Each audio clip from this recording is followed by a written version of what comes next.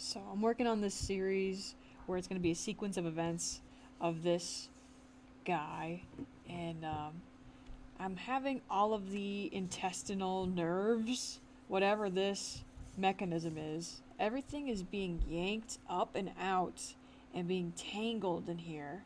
And I want to talk about my creative thought process and like how did I think of that. Um, well, earlier today, I was moving everything around in my apartment. I was like, you know what? I'm sick of how this space looks, and I want to move my computer from the right side of my room to the left side of my room. And I did not care to uh, move my cords super cohesively. So as I was moving everything over, and I was just like pulling my PC across my floor, all the cables kind of started to look like this. And I was just like, I don't care. Like, I have to just move it. I'm not going to sit there and detangle everything. And so I thought, like, you know what? I'm like, seeing all the cords wound up and in like a chaotic space. I wanted to use that life experience, I don't know, and apply it to my art process. So that's where I got the idea for um, why this exists.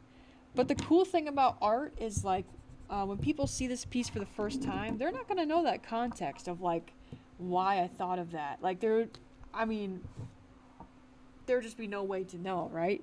And people can put their own interpretations, and they're just as valid as the reason why I made it. Like, because the phrase that once you make art, it's not yours anymore, and it's the viewers. Um, but yeah, I just thought that was cool. Cool beans, cool beans.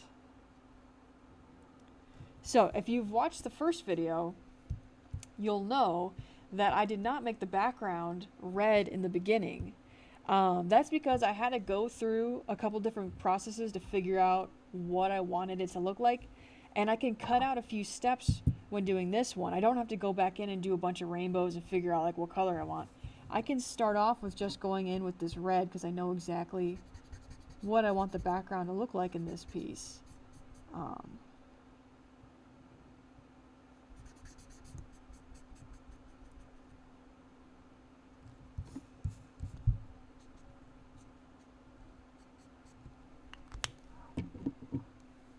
and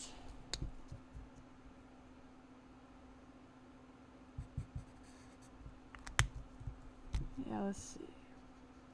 Yeah, I kept it all the same colors on my desk. So when I work on a series, I try to make sure all the colors I used in the previous piece are still in eyesight. So I don't have to sit there and try to color swatch and find the exact blue, like this dark blue green, cloud blue. I don't have to sit there and try to find it.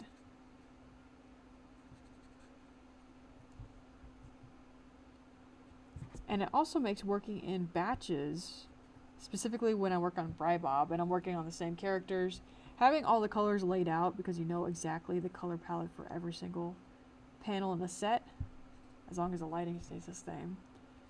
Um, you can knock out a batch of panels way quicker.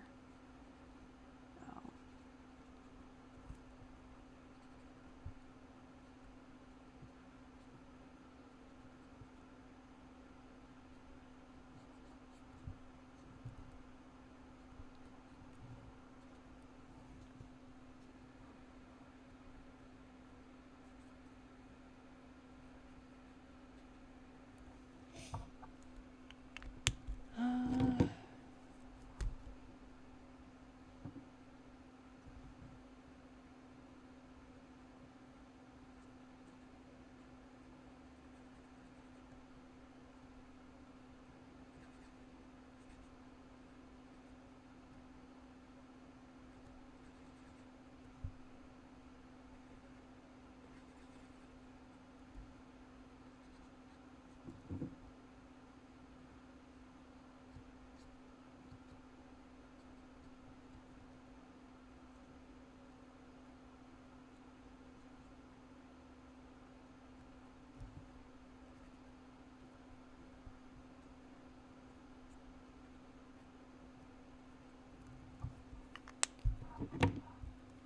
I should be zooming in. What am I doing? What the chungus am I doing? Sorry, I just wanted to say big chungus.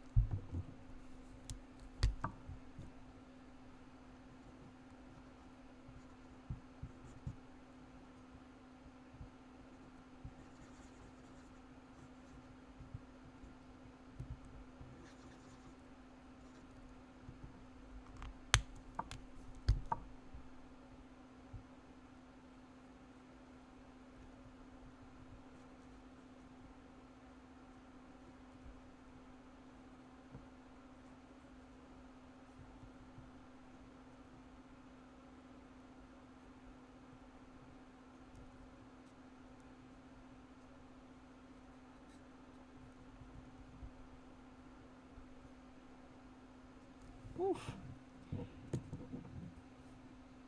The cool thing about this is that, I don't know, this isn't like a crazy, like, graphic or gory piece, but it still makes me feel uncomfortable. It still makes me feel like everything's bunched up.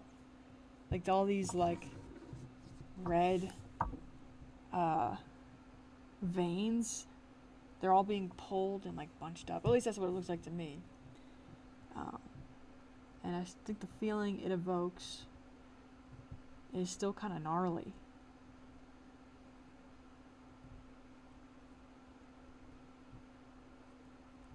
Although I kind of, as soon as I said that, I kind of think of that like SpongeBob gif of the carnival ride where they kind of go on that roller coaster, and it's just like the little hill, and they like start screaming. So it might not be that crazy in the grand scheme of things, but I don't know.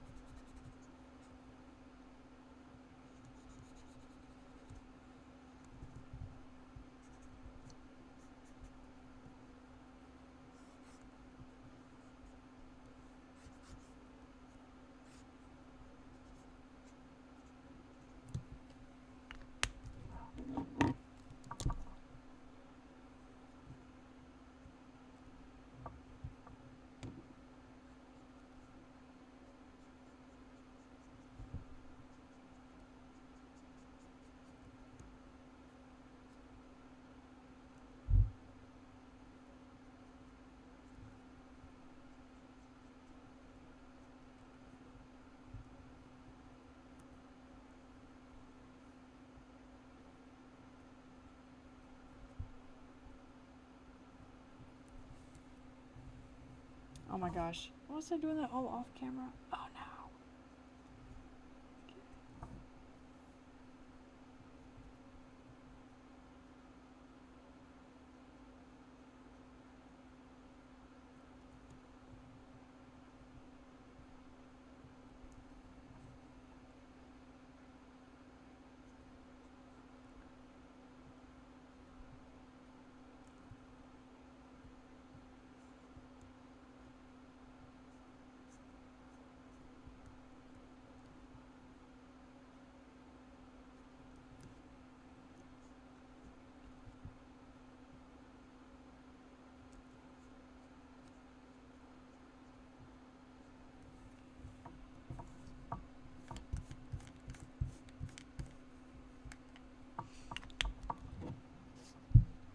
back in 1 second.